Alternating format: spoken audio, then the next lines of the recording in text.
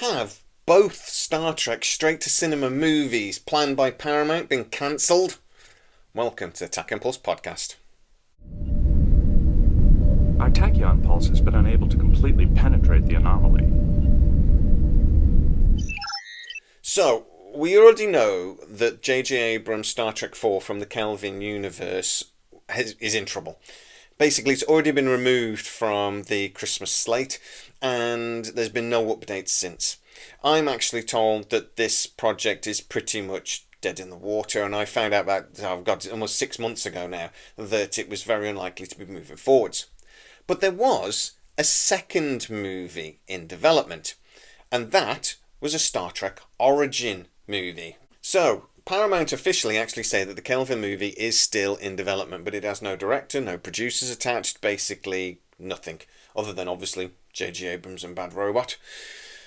The Origin movie, though, Toby Haynes, the guy that brought us Andor, is set down to be the director.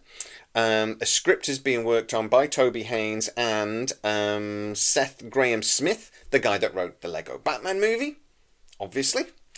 And J.J. Abrams will be a producer with Simon Kinberg on board as well.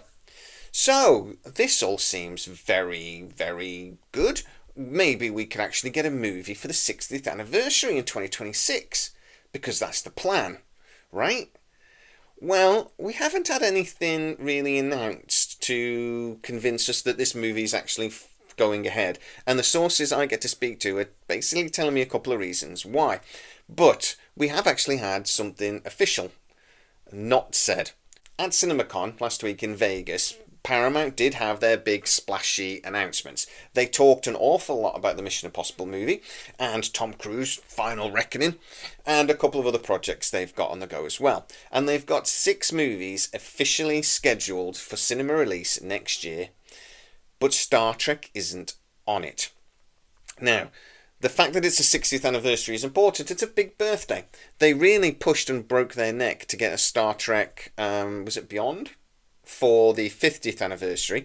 Even though that had loads of development problems, they basically just went, screw it, and just cracked on. Possibly one of the reasons why that film wasn't great.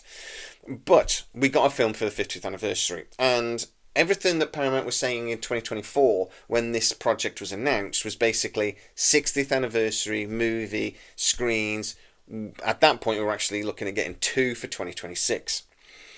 The fact that this movie hasn't gone into production yet is basically a massive indicator that at very least we're not getting it for 2026. And if you think about it, Strange New Worlds finished filming season 3 well over a year ago now, and it's not going to get to our screens until late summer, which is over a year of development work and post-production.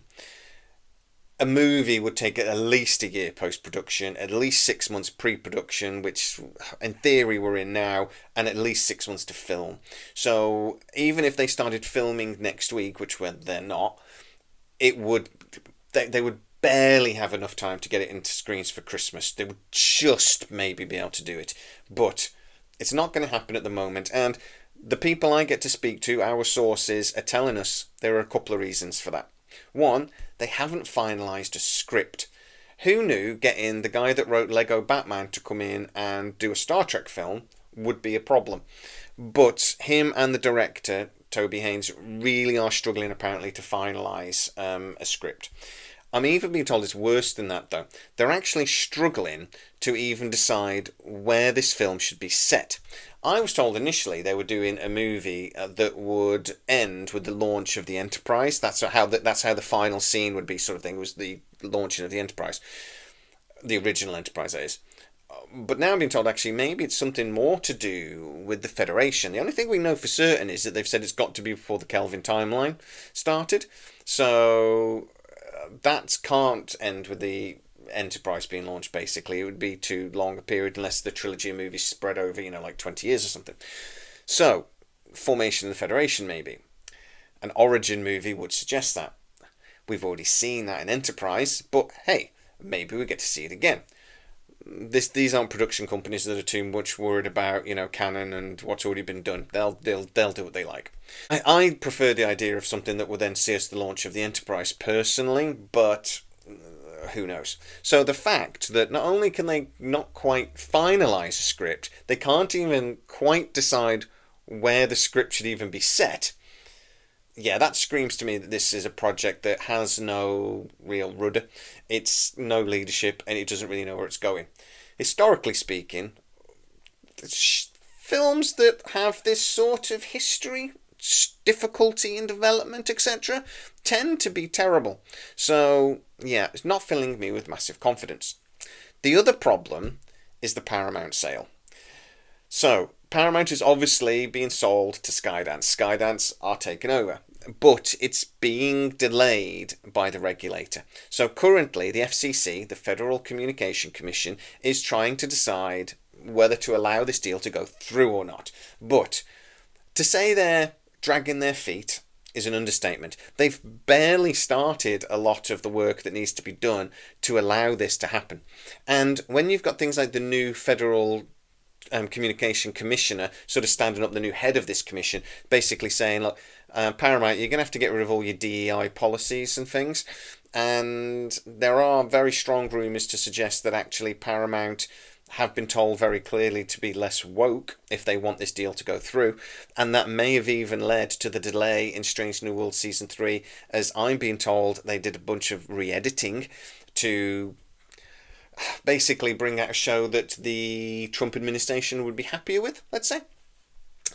That all screams that this is the Paramount know the FCC and the government in general has got them by the short and curlies, and this all actually stems from Trump's personal dislike of a bunch of issues. I think is it CBS and their news organisation, and an interview with Kamala during the election build-up that hasn't been resolved yet. We'll put it that way. So other companies just paid Trump money out of court to make him go away, and Paramount haven't yet. And they're defending they've done nothing wrong. That is causing a problem for Paramount, though, because of a couple of issues. One, they are aware that Skydance are planning to get rid of a load of studio space when they take over. They want to cut costs at Paramount, sell some studio space, and upgrade other studio space.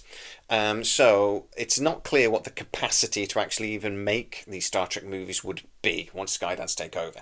There's no point greenlighting a movie and going, come on, we're going to go filming, and then Skydance are there knocking the studio space down going, where are you filming it? So there's also an issue of they're not 100% what their budget's going to be for when Skydance take over. Again, Paramount can greenlight this now, and Skydance could come in a couple of months and just go, yeah, we're not doing that.